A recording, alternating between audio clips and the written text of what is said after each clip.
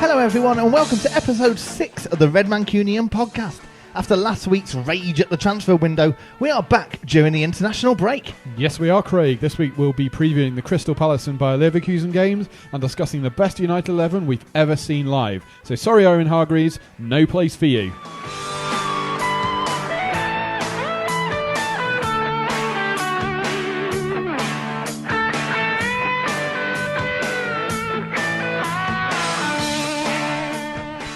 Well, hello everyone, and this is episode 6 of the RedMancunian podcast.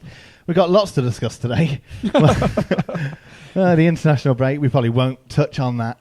But looking into the Crystal Palace game on Saturday, hopefully Fellaini's first game for Manchester United, Bayer Leverkusen on Tuesday, and we're also going to put in, as Sam was saying, the very best Manchester United 11 that you've seen.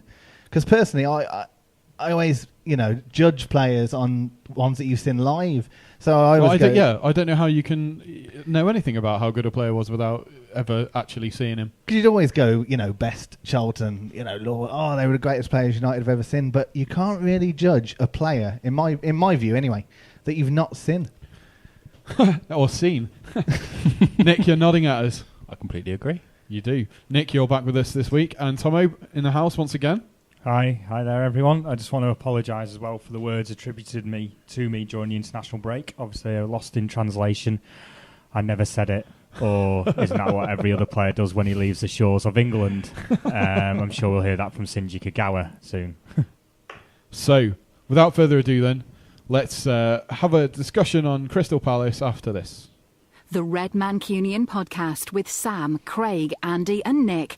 Enjoy the show. So, the Palace game. The four of us were probably 90% of the crowd last time we played them. God, I remember that. Didn't we lie over about 4 seats? I'm sure we wasn't did. many there, was there? Yeah. That was terrible, that game. Although Pogba played. Yeah, a hell of a goal. I was still in love with Pogba at that point. Are you still in love with him now? He started for France, didn't he, this week? He scored for France, didn't he? God. When they come back. If he showed any kind of inkling to come back now, I'd be like, yes, Paul. But whatever. The one thing that was said after the France game was they went in at half-time, didn't they? They were down at half-time. And apparently their talk and motivational speaker was Patrice Evra. And then they ended up winning the game. What did he say? What is he like? Like in that horrible advert on MUTV. DC, he is a legend. There we go. What is he like? Famous throughout the world. He's got that voice. Very good impression. It's just incredible. It was me who actually voiced it. Yeah. It's the way Ryan Giggs has just sat on the table, like half stride, and then he looks out the window, and there's clearly nothing there. It's all CGI'd in later on, but he's like properly... What? Do you mean to say there isn't really a ball of fire flying to the pitch? Well, that's actually why they had to replace the pitch. Little known fact. Yeah, and that's why we had such a hard start then, because we asked for an away game first. But anyway, we won't get into that. So quite. Touch on the international slightly. It's over now, thank God. When was the last time? I saw someone put this on Twitter. When was the last time that England started without a Manchester United player in the starting lineup? I was thinking the same thing. I'll be honest with you, I don't actually care. I know. I'm so pleased because we need Michael Carrick wrapped up in bubble wrap, cotton wool, and assorted soft objects just to keep him from getting injured. So I was happy that they still want to have the axis of Gerrard and Lampard, because that's worked really well over the past 47 years they played together. Was it the definition of insanity is doing the same thing over and over again, expecting different results? So England managers haven't got that memo, clearly. Joe Hart's still running around like he is the best goalkeeper in the world and basically failing, but hey, I don't know about you guys. I watched the Ukraine game and that 90 minutes that no one is ever going to get back. It was possibly the worst game to watch. Did you watch it? Anyone watch it? I was washing my hair. No, I didn't watch it. Or the game on Friday, apart from Danny's goals. I was out on Friday. I was ripping up some dance floors somewhere. Where? I was actually I went a bit posh. I went to Chester. Oh, right. Yeah. So went into this dance floor, and it was like one of those dance floors that different lights light up, different colours. Lights normally do. No, but the dance floor was on the up. floor? Yeah, like in Saturday Night Fever. Right. And I was ripping that floor up. You never see... I mean, when MC Hammer, You Can't Touch This, dropped... explosion went off. There was only about 5 people in there. And me and 4 mates from work. But yeah, so I missed the game on Friday. But I saw it yesterday, and do you know what? I wish I was out in Chester on that dance floor again, because it was awful. I think we all did. Yeah. And what was the nightclub in Chester? If you want to give them a shout out. Should I admit to some of these places that I went to? It was actually that cruise nightclub. You know, where every floor is a different place. There's they've got Porta Banús on the downstairs, and then they've got the Manhattan Disco Club. We had some VIP stuff there as well, and it was all very... I was rolling with the big guns. So I was asking for various hip-hop tunes. Were you? Yeah. So I was rolling. So that's the international break covered. Are we ever going to talk about Palace? Has anyone got anything to say? Crystal Palace, it's hopefully going to be Fellaini's it's just great. debut.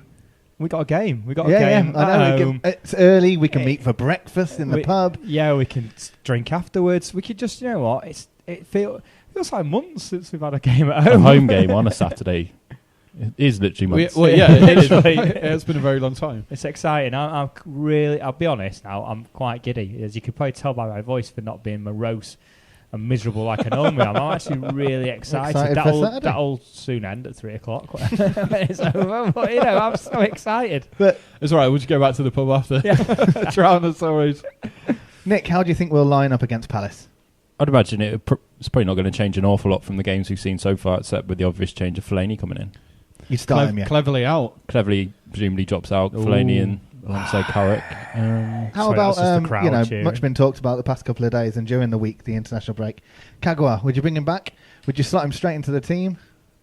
I would, but there's a very easy get out for Moyes in that he's been away with Japan and it's an early Saturday kickoff. He probably still won't be back in England yet, I'd imagine. So whether he goes straight into the team with maybe 48 hours back in the country, I suspect he'll be on the bench again. I'd like to see him play. I think we all would, but the issue is, if this goes on any further, it risks becoming like an even bigger sideshow. If you just play him and take him off after 60 minutes if he's not doing what you've told him to do, although I'm sure he would do that. But then the controversy's over then. He's a fit player, he's played for United, we've started him. We're playing Crystal Palace, we should beat Crystal Palace. I think the issue we got here is that one thing that we always said about Fergie, he kept all the team playing happy, even if they weren't playing. So how Solskjaer stayed happy, even Hernandez last few years, how he stayed happy when not really playing. That was one of Fergie's great strengths. Already we're seeing a couple of rumblings, coming out. A couple of people, obviously, allegedly Gigawa moaning. But I'm with you, Sam. Just give him some minutes, and you say, if he doesn't work out, get him off after 60 minutes. I mean, you're playing Palace at home. Play Valencia at right back. Play Nani in front of him. Just go for it. Play Zaha against his old team. That's the thing. He had 2 really good games for the under-21s as well, so he's going to be buzzing. He's against his old team, so he'll be desperate to impress. It's like, if you're going to get him involved, which you all thought he would be after pre-season, it's a great chance to get him involved. And it's not like the rest of our wingers have been tearing it up. No, so. And he needs a big game, Moyes. I think he needs this game. Not scored. Yeah, after the scoreline, First time in 6 years we've not scored in 2 games. Yeah. And he needs a big one. It's his first relative gimme. So it's a big one for him to try and impress. Obviously from a tough start of the Premier League that obviously he's been moaning about, and then City the week after. But we do need a convincing performance and a high score line. Leverkusen in the middle. Yeah, that's another one. That's not an easy game. There's no easy games in the Champions League, but well, I don't know. More cliches. Is that team is it City are playing? That weird team from the middle of nowhere. Is it City who are playing? Is that Victoria Pilsen? Yeah, I think the so. Czech team. Yeah, I met a charging girl. them 86 quid for a ticket. 86? Yeah. Wow.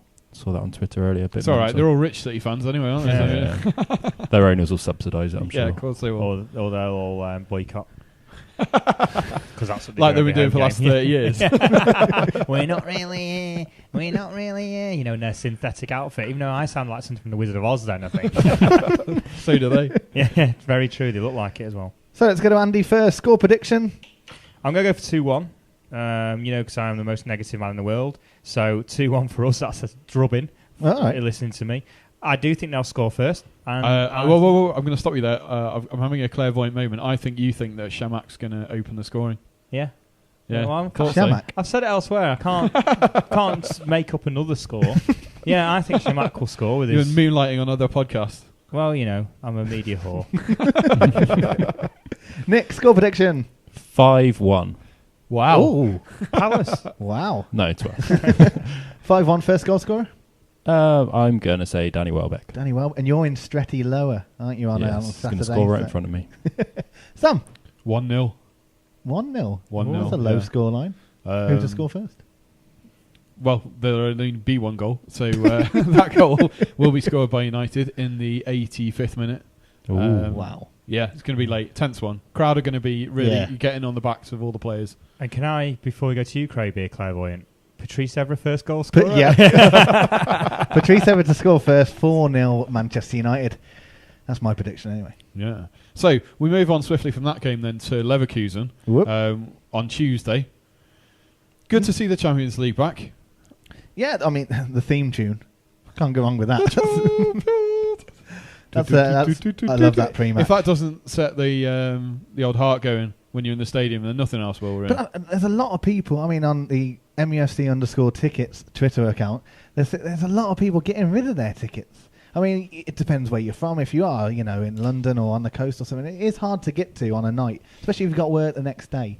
But if you are, like, in Manchester and selling your tickets just because it's a mediocre game, it's still Manchester United. Yeah, you still go and watch it. Leverkusen are a good team as well. Yeah. It's a shame. Like, it seems to have happened in recent years, group games, unless you get a really big team, then there are lots of people shifting their tickets. I mean, like you say, there are lots of people who it's tough and you have to make decisions that you can't spend however much to go up the motorway on the night. But if there's people in Manchester who just can't be bothered going because it's not a big enough game for them, it's a disappointing There's one. nothing better than night games at Old Trafford. Exactly, yeah.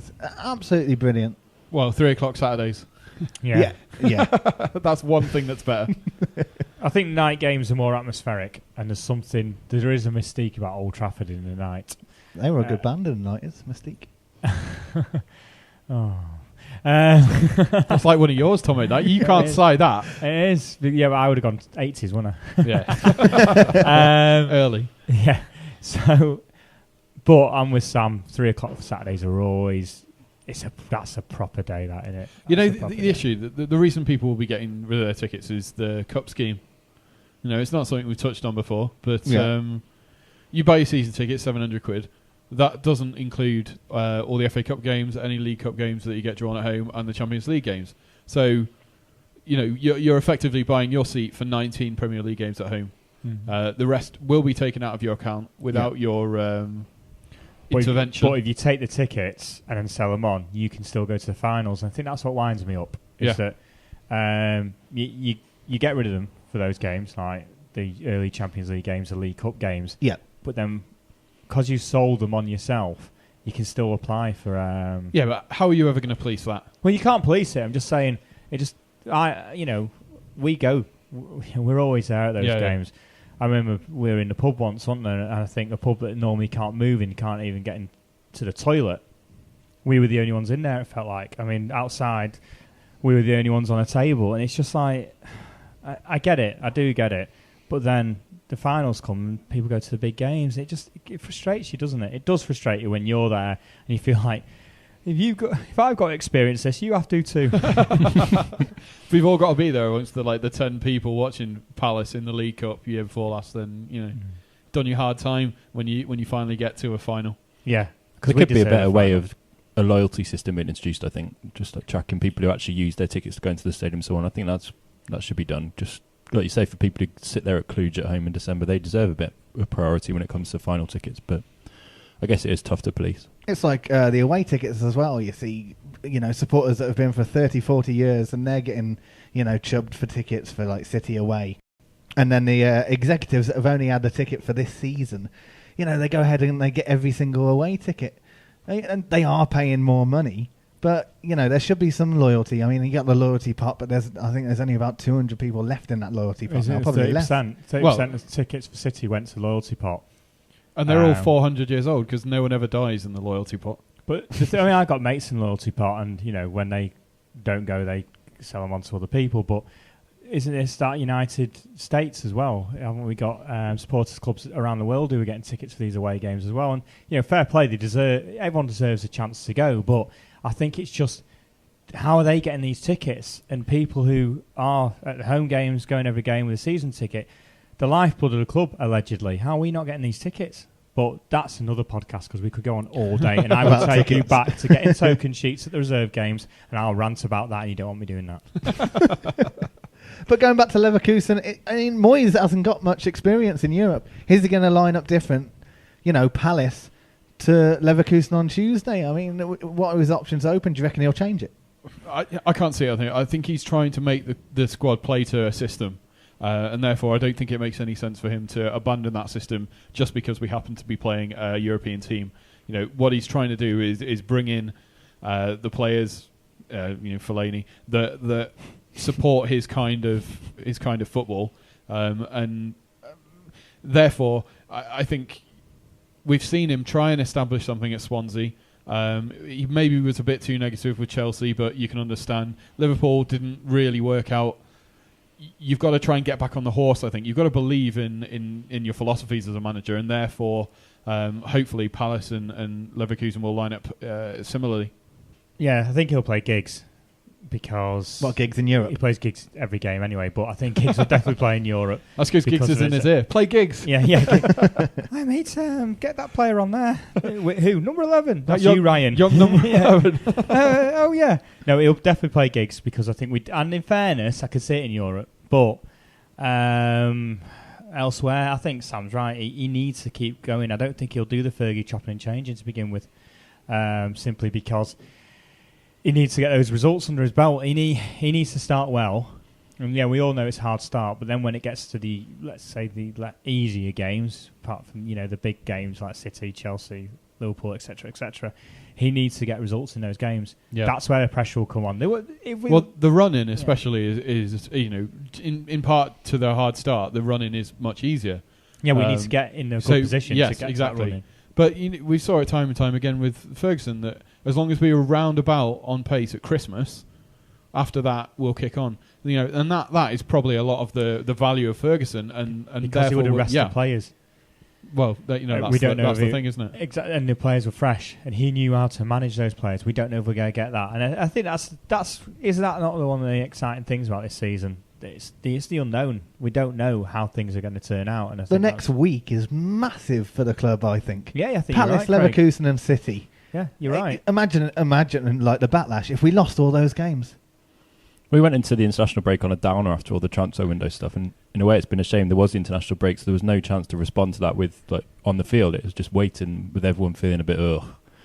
So it's a big chance to sort of turn perceptions around and start looking like we're moving in the right direction with some really good results in the next week. And if it, like you said, if it doesn't go that way, then everyone's going to be on his back because you only get a certain amount. I mean, it's a shame, but there's no patience in football these days, and we always knew that he was going to get judged pretty harshly. But a poor start, and he's going to really sort of be struggling up against it from the fans and the media. But let's put it on record, lads, because I know what you guys think. We all back him. Yeah, we're all backing him here, and I know that we'll back him all season. There'll be times we'll get frustrated. We got that with Fergie. Let's be quite honest.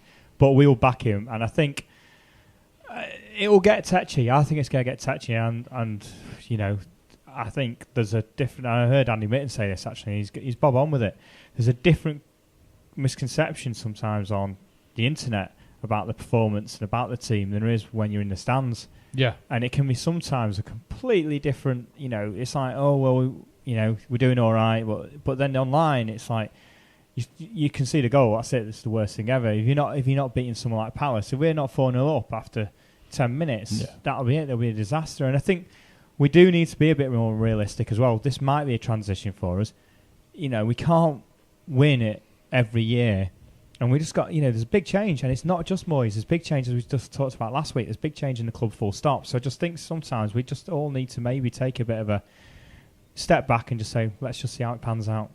Moyes needs to be looked at how he's getting on constructively. Like, there's going to be criticism, like deserved criticism, but as long as it's in perspective and it's constructive, no one's like writing him off straight away after City, like we said, if we lose a couple of games. Because you've got the other people who just won't accept any sort of word of criticism as if it's anti-Moyes and you want him out, and it's just all about being balanced and making sure that you don't overreact either way, really. Like you said, it's a new experience. We've just got to take things as they come and judge after a period of time when it's appropriate, really. So, obviously the first team are playing the Champions League, we discussed that, but the under-19s are also playing the Champions League, aren't they, Nick? Yeah, it's the first game in the UEFA Youth League. It's the same opponents as the group stage in the Champions League. So we've got Leverkusen, Real Sociedad, and I forget who else. Shakhtar Donetsk. Shakhtar Donetsk, that's it.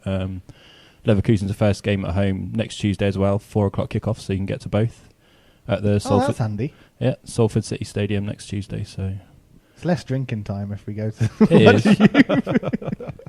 It's all about priorities. So that's a new thing for this season in the under-19s. It is, yeah, and it's a response to the next gen that's been running the last 2 years, which has had most of the other top English clubs have been playing in it, and they've done pretty well. And United have, for whatever reason, stayed out of it. But now UEFA have basically moved in to see that competition off and take it over themselves. So because they'll do the sponsorships and stuff like exactly, that. yeah. Make money. They know they can make money. They've realised now they can cash in on it. And yeah, because they'll sell it to Eurosports. And however, the exciting thing is, if that's what's happening, when we go away to Europe, lads, we can watch it over there. And that'll be a hell of a laugh because we'll probably be half our faces.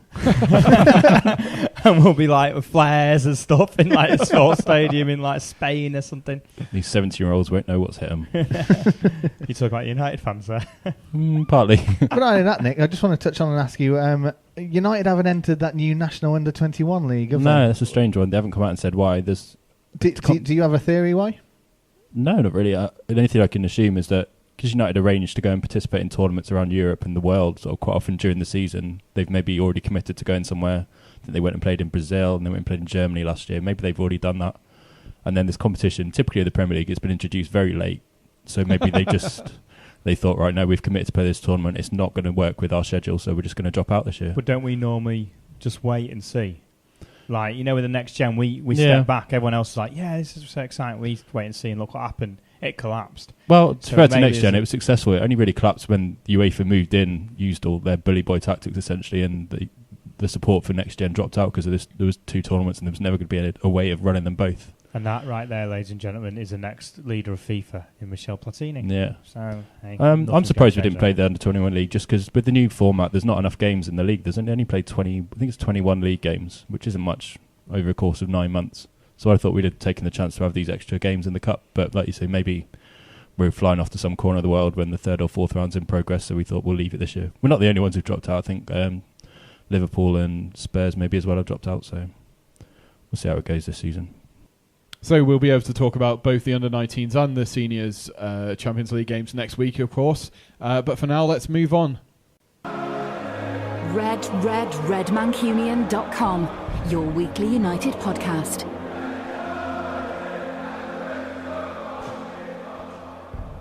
Right, well, we had to put in another subject for this week's podcast, obviously, because we didn't have a game to review being an international break.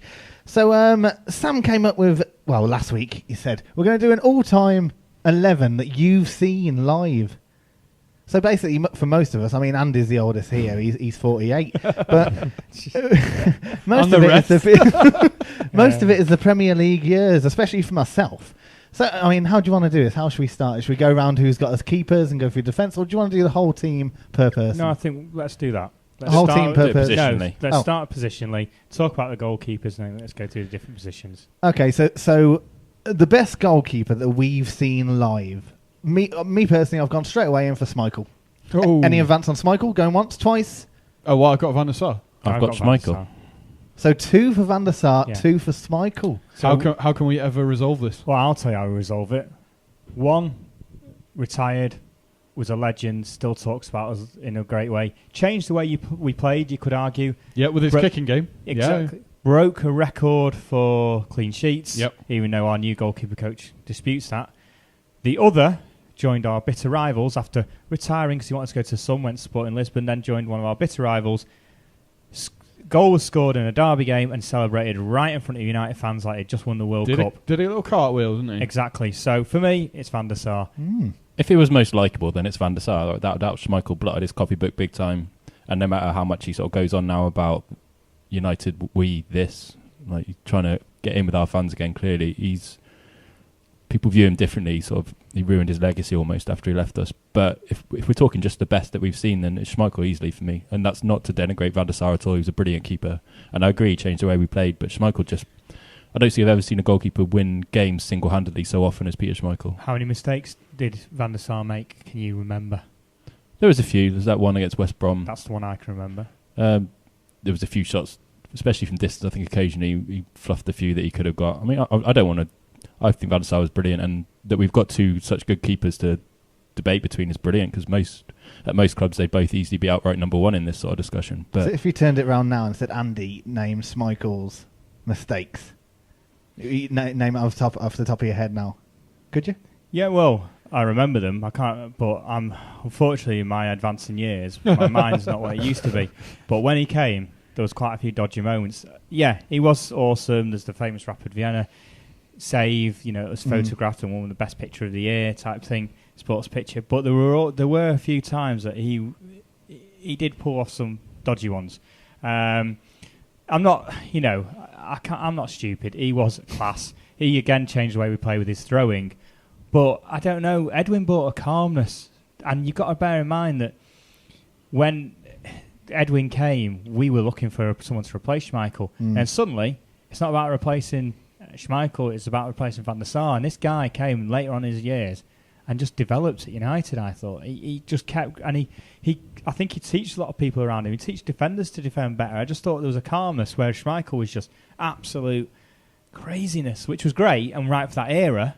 But Van der Sar was very right for that recent era, which I just always some great football. Think back to like 95, 96 sort of time, and the game Schmeichel was winning us, Newcastle away, that big one that stands out, where we won 1-0 after being battered most of the game, and he just produced save after save. I just thought he produced some of the world-class saves that Edwin maybe didn't quite produce the same level of saves. And because I don't think he had to, because I think his positioning was better. That's what I think, and he was always in the right place. Do you know who's very similar for that is De Gea. He's always in the right places. De Gea almost seems to be a bit of both to me, like a mix of the two. I think he's got the ability to pull off the ridiculous saves that Schmeichel did, but he's also got that calmness around him. He's developing that now that Van der Sar had. I think generally, if you have this discussion in 10 years, he could easily be the one who gets to vote De Gea then, the way he's going. If he stays with us. Yeah, well, yeah, let's hope. It's he's always going to get poached, I reckon. So how are we deciding this? Sam, what's your reason for Van der Sar? Well, you've stolen all my reasons, basically. I've got more of an affection for Van der Sar because of what you've mentioned with Schmeichel. The kicking game was a massive bonus for me because he was just so accurate with it, and it launched so many attacks. And therefore he was having a positive impact all over the field. My sister used to babysit his kids as well, so that wins it for me. That's it. Sorry, it's Van der Sar. So the keeper, we're going for Van der Sar. Okay, boys, right back. Gary Neville. Forward Gary Neville. Has to be really, doesn't it? Yeah. Consistency, local lad. Yep. Loves the club. Almost self-taught as well, because he'll be the first to admit he didn't have the best ability, but worked hard, lived every man's dream in Manchester. Being Beck's best mate now, playing, he absolutely hated our rivals. So for me, Gary Neville. Lovely. That is the best right back around. There's not really any debate. England have not replaced him. No, not at all. You see the guys who they keep trying. You see Glenn Johnson, Kyle Walker. Kyle Walker was a shocking nightmare last night. It's not even close. That free kick he gave away in the dying minutes when it was just on the edge of the box. Yeah. At no point during that did he ever look like he actually knew what he was doing defensively. And Terry Venables in Euro 96, straight away, he said the first name he put on a team sheet was Gary Neville, and he was young. He was very young then. He was 21, wasn't he, back then, I think? The only other thing to say, again, a bit like De Gea, I think Raphael, with the attributes he's got, if he was to stay for us for another 10 years, this could be a serious debate going on there. But at the minute, it's a shoe-in for Gary. So Gary wins right back. Left back, boys. I've gone for Evra. Now I'm aware there's going to be an Evra-Irwin split. Well, I've gone for Dennis Irwin. Making it 2-2, I've gone for Evra. Oh, right. Yeah, but, okay, 10 minutes in. Oh, God, what's that? Gary's pulled up with that injury that Gary Speed gave him. Oh, no, what's happened? It's all right. Dennis steps over to the other fullback. That's why I've got him on the bench. Come on, even position. No bench. No, it's Dennis Irwin. I'm sorry, he was absolutely class. He had a goal threat, which I know good free had last year, but his free kicks is, the famous, which Cantona said was his favourite goal, which is the one he set up. It's just, sorry, Dennis, for me. I can certain. I think maybe I'm a little bit biased. I love Evra, just the personality, and I think at his absolute best, I think he was the best left back around, and maybe was just the better player. But the level of consistency you got from Owen for years, not a decade, wasn't it? Sort of, he pretty much played for us. You touch on players that are currently at the club. Oh, like I say, I can happily defer to Owen taking the position if we had a 2-2 split. Just, I think at his best ever was out and out left back, just the best in terms of ability, but there's not much in it. You say was. Well, obviously he dropped off for a couple of years, and he's getting back to that sort of level now. Last year was good. This year he's been excellent. One of probably our best players so far this season, I think. Definitely. Well, he's definitely going to score first against Palace. Anyway. He's never going to make you that money back. The money you use on that every single week. Centre backs. What have we gone for, Nick? I've gone for Rio and Stam. Oh, Rio really? and Stam. I've gone for exactly the same two pair. I've gone for Rio and Bruce. Ah, I've gone for Steve Bruce at the back. interesting. Now, Andy? I've gone for Rio and Vidic. Really? Yeah. Is that just because of the Present day? pairing? That you've seen live That I've after seen all live. the teams Yeah. you've seen live Those two, just different class, because you got the both. You've got... before the war and Yeah. Well, I'd have Martin Buchan in there, but anyway. Anyway, Rio is the best footballing centre-back I've ever seen. Yep. He's Yep. just... I think we all agree on that. Yeah. We don't even just debate Well, him. yeah, he's the consensus amongst the Have you four of ever us, isn't he? seen him do a crunching tackle? No, because he's in the right place at the right time. He's just awesome. And to be quite honest, when everyone said he was finished, he's got even better. And you could argue last year was probably one of his best seasons he had for us. And around his testimonial, I think we all said he was the best we've seen at centre-back for United. So Now, the reason I say Vidic is he came in here and everyone's bemoaning, Jaap Stam quite rightly, but he came in and that guy, when he's on it, that is a centre-back. He didn't have the smoothest of starts, though, did he? I mean, obviously, you signed him in the January transfer window, so you have that period of adjustment to the Premier League. But there are a couple of mistakes early on. Obviously, he's ironing that out now, and I think he's a fantastic player. But I give you my argument for Stam. Right, Stam played for us for 3 years. In that time, we won three Premier Leagues, an FA Cup, Intercontinental Cup, and the Champions League. He was on drugs, though. When we signed him, stats. he was the most expensive defender in the world, and he was the most expensive Dutch player at the time. So he was a big marquee signing, and he lived up to the hype. He was colossal at the back.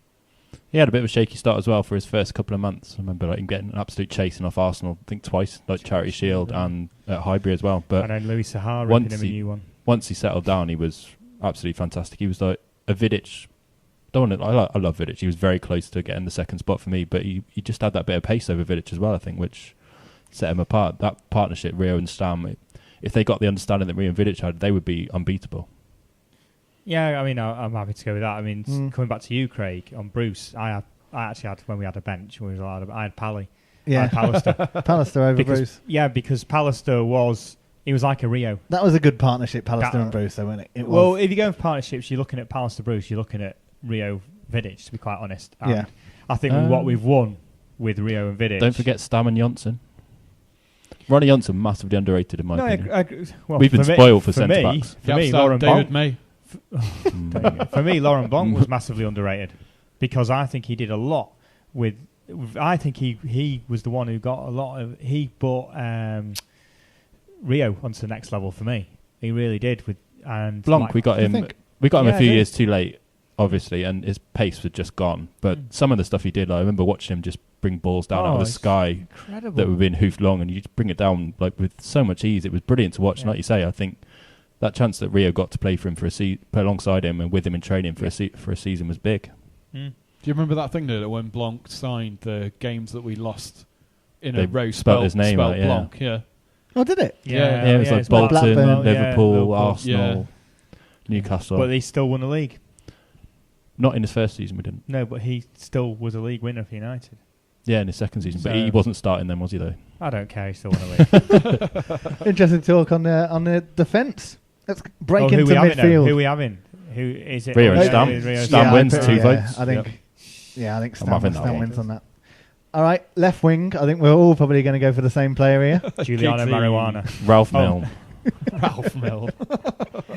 Giggsy, yeah. It's got to be just for longevity. Everyone got gigs? Yep. You're not going for Billy Meredith? Play for City, no. Oh, fair enough. Can't argue with that. Yeah, no, it's got to be Giggsy. You can sing his plaudits all day, can you? Yeah, really? you could do, and we get frustrated. I think for years we've been saying he should be playing, but I think the same. He'll be one of those when he's gone. We'll all go, we're missing Giggs today.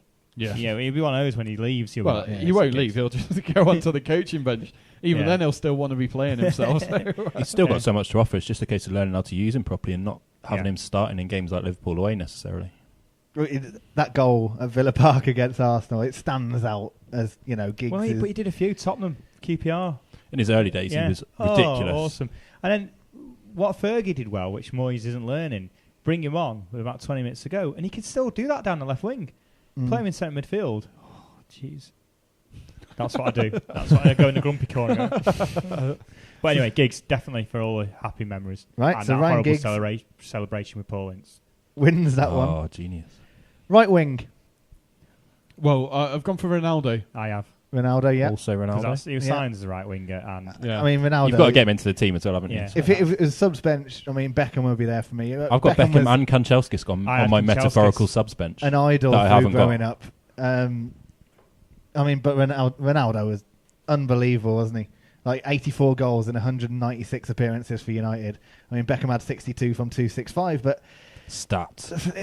I mean, Ronaldo, me personally, Ronaldo was the greatest player I've ever seen live in a red shirt. A greatest player I've seen live. I think objectively you can't argue with that. When you look, we've had no one else who's got the same level of individual recognition in terms of awards. Like maybe you could argue that some of them should have got more, like the likes of Scholes and Giggs, but you see Ronaldo up there winning World Player of the Year, being right up there, and if it wasn't for Messi, he'd be undisputedly the best player of his generation. So you can't argue with that. He must like literally sit at home at night cursing the fact that he was born in the exact same period as Messi, because the debates would be endless if they were like say a 20-year period apart. You wouldn't be able to come up with a one that was better than the other probably. He is an all-time great, and not just in United terms, in sort of world football terms. We'll be looking at back in 20, 30 years time, people will be picking the best players of all time, and he'll be right up there. So, and hopefully he does come back to United and finish his career. Or I hope so, but I just hope he doesn't come back right at the tail end of his career. Late, he's not what we thought he was, and he's earning massive wages. Just I hope it's not like as a. I hope he comes back and is properly effective. I think the way he looks after himself, there's a good chance if he were to come back in the next couple of years, then he would be. But I'm still not getting my hopes up on that. I still think it's a bit of a pipe dream. So Cristiano Ronaldo wins that one hands down. Now on to central midfield. I've personally gone for Scholes and Keane. Any advance? Scholes and Keane also? Scholes and Keane? There's only one. There's only one midfielder. Go on. Bryan Robson. Bryan Robson. I was never fortunate to see him live. I was fortunate. And tell you what, Stephen, basically, Robbo was playing now. With the way you can be kept alive and stuff. By, forget Gerrard. Forget... because Robbo was... If he didn't have the drink and stuff, and he still was ahead of everyone in training. If he didn't have the shoulder injuries, etc. injuries. But I tell you what, Robbo was a force. He was just a one-man wrecking machine.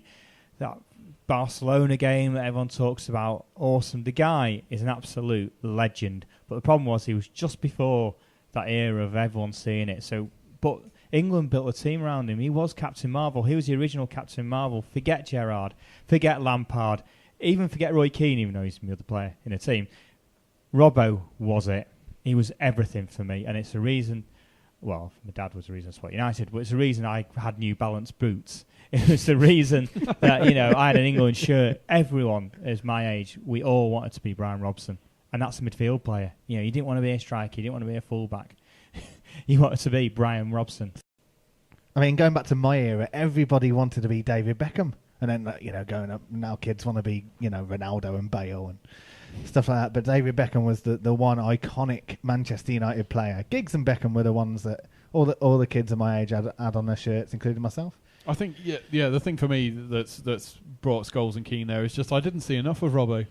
Like I didn't get to see him in his most effective years, which obviously you did, Tomo. So I feel bad for not including him.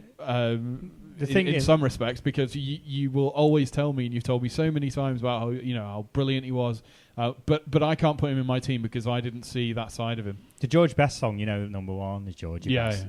We used to get to number 7 in Stretford, and then when you used to go, number 7 is Bryan Robson. You still get a handful of people who do. Normally. Just me. That's that voice I can hear over the other side of the ground. I mean, and the other thing is, Scholes, when he started out, Scholes great player. All the other players love him.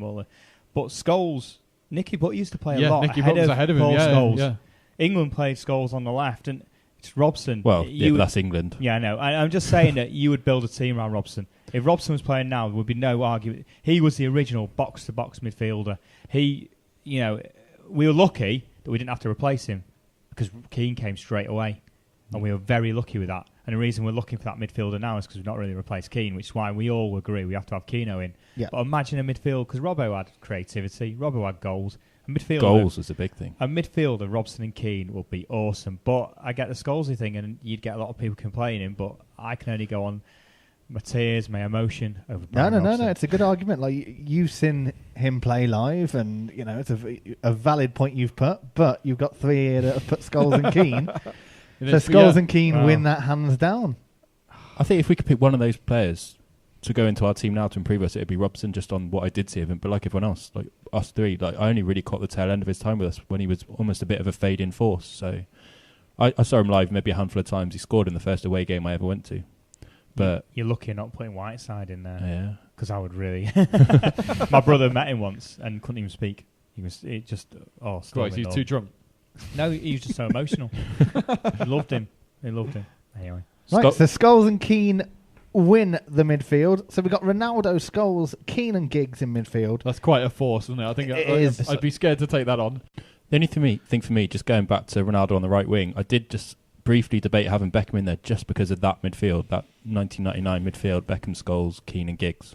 I've never seen a better collective midfield. Nicky Butt played a lot in that year. Not in the key games though, really, I don't think. I think if you think of that year, you think of that midfield. Butt played a lot. You look at his games played, he did play a lot, but I think you think back to things like Arsenal, I think in the replay especially, it was Juventus those four. Away. Juventus away, Inter but away. For me, honestly, Beckham was not even half the player that... No, that was the thing.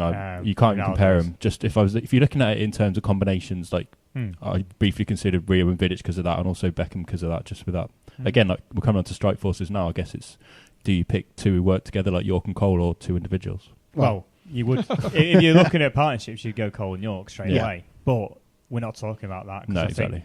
Well, Cole and York haven't made my top two. They've not made my top two. Anyone got Cole or York? They're not even on the bench for me. No. On my 22-man bench, they just about sneak on. I think we're all going to agree with one, and that's going to be Eric. Yeah, of course it is. Everyone got Eric? Yeah, definitely. Yeah, simply because, do you know what? Sometimes maybe not was as good as maybe he's made out, or we eulogise about him. The thing is with Eric is he changed the club. He came in, he changed the training. That class of, now they might not have come through, because they were the ones who watched Eric and they stayed after training with Eric. They really wanted to be like Eric Cantona. And he just changed everything, and just everything about him, the coolness. Eric Cantona was a Mancunian. He really was. He might have come from Marseille, but he was a proper Mancunian. The whole attitude about him, everything about him. And I just think, that guy, well, we all love him. We still sing his name. Yeah. And we still love him. So... yeah, he just found his place, didn't he? Where he belonged. Yeah, was at Old Trafford. Like you say, he was just the catalyst for everything we've seen over the last 20 odd years. Yeah, and there won't be a Christmas go by that we won't sing 12 Cantonas. That says it all, really, doesn't it? The fact that he's by far the most sung about former player. Retired so young as well. When you think about it, all because of image rights, allegedly. Little mini Tomo theory, right? Yeah, so his theory, and it's dedicated to my review on iTunes. Leave one if you want. My theory is, and it's quite well known, but that he was getting sick and tired of the commercialism, and the fact that United wanted to make more money off him from his commercial rights, his image rights. So it's the first time we really. That's why the club shop don't print Cantona 7 on the shirt. Exactly. But Nick, what was your favourite? You can take in a birth certificate and your name. Seriously, really? proving that you are actually called Cantona, and then they will put Cantona on a shirt for you. Mental. Wow. So we've got Cantona up top. Who partners him? Who takes that final space in that all-time 11 that you've seen, Sam? Well, it's the one, the only Dutchman, Robin van Persie. He's gone for Van Persie after one season at Manchester United. I have. Yep. He's. I know you'll have Van Nistelrooy. I know you all will. I've got Van Nistelrooy. Anyone else? I've got Van Nistelrooy. I've got Well, I put both, so I put a Dutch striker, but I'll be honest. You've got Ruud van Persie. Yeah, I'll be honest. it's Van Persie just for last season, simply because I've never seen a player hold the ball up so well, finish just as well as Rude. And he did finish well. You can't argue with those goals, but just everything about him as well. The ball sticks to him. He can be a one-man wrecking machine. He defends as well. Yeah, and the way Rude's thing was the area. It was the area. Yeah, God, he was awesome in that area, but that was it. Whereas you're right, he takes corners, he takes free kicks. He's always that first man clearing the ball, but then he's also popping the ball in the back of the net. And I tell you what, again, we're going back to the Cantona, the influence we talked about Cantona, the way we talked about Cantona winning leagues for us. Van Persie won the league for us last year. It's the fact that he's so willing and so able to have the whole team on his back, and it's not even an issue to him. You know, he will carry us, and he did that at times last season. Yeah, definitely. And he's also, yeah, just a bit. Yeah, that was a long away day, wasn't it, Tommy? It's emotional.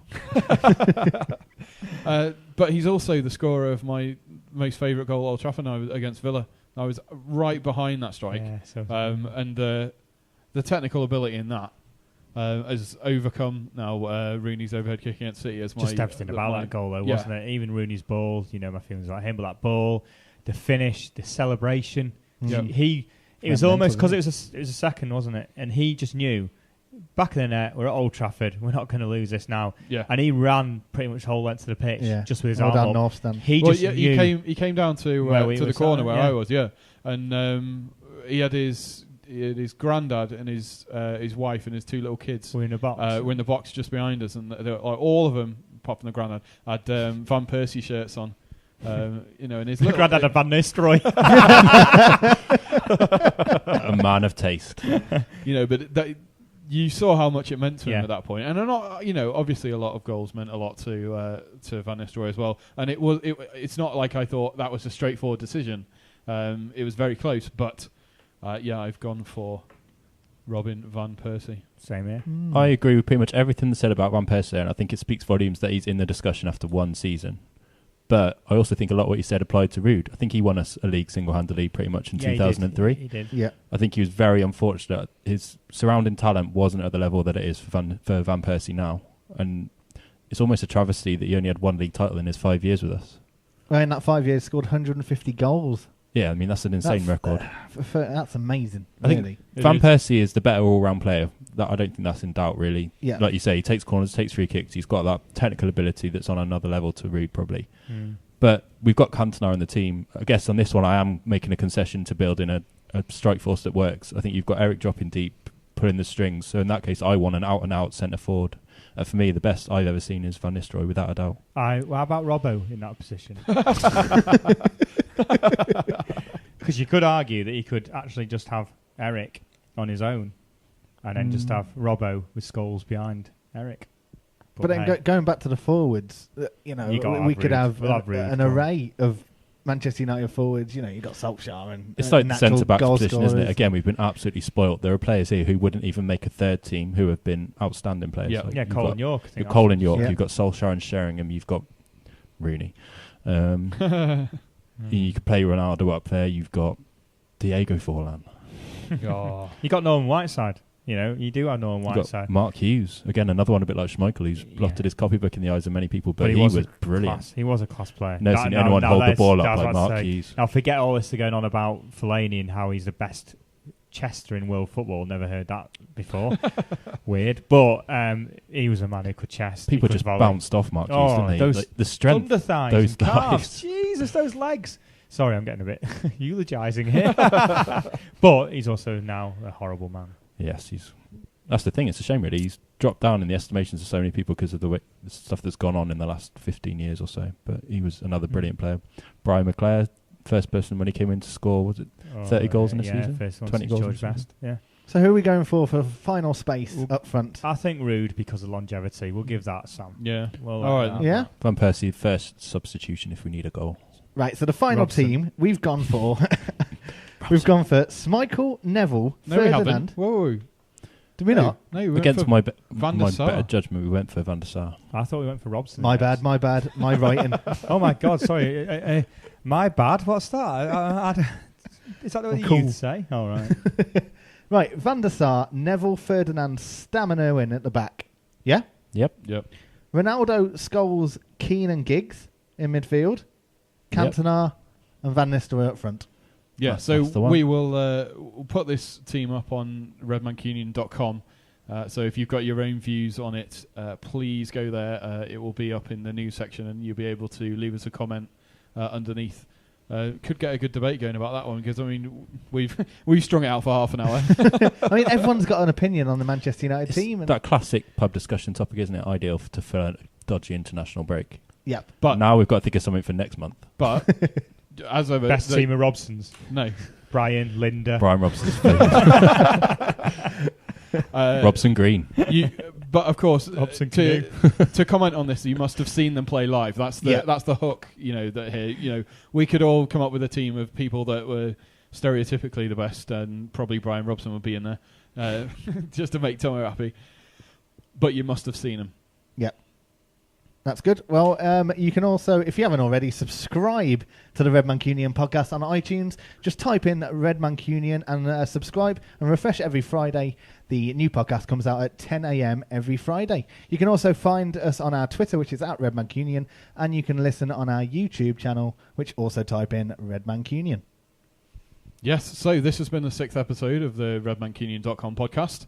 A little bit different, but when England mess up your week, you've got to come up with something, haven't you? So we will be back this time next week when we'll be talking about Crystal Palace and Leverkusen victories.